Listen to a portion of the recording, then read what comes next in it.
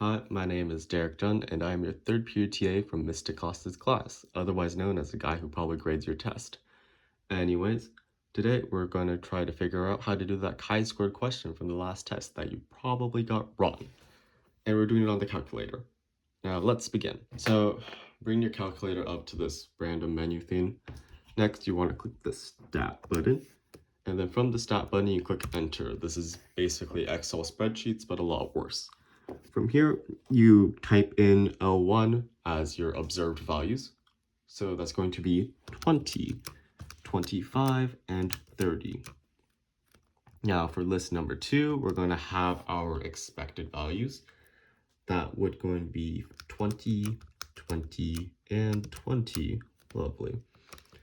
Now for list number 3, here we're going to do the actual calculations to find the chi-squared values. So what we're going to do is to actually enter the equation, press the enter button.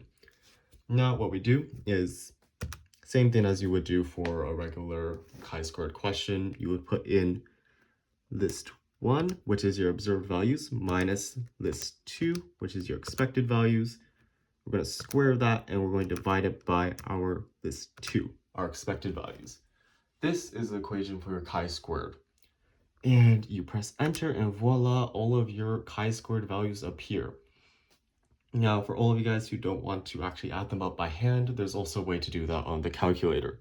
What you do is you press stat, calc, you gotta press the right button to go to calc, then you do 1 bar stats, and you use list number 3, so L3, and then you press calculate. And from here, we can figure out our chi-squared values all summed up, and also technically the degrees of freedom. So the chi-squared values all summed up is this summation notation thing. Oh my god, it's right here. Summation notation x equals 6.25. And then for our degrees of freedom and value, whatever you want to call it, n equals to 3. That's the number of rows there are. Minus 1, you get n equals to 2. You have 2 degrees of freedom.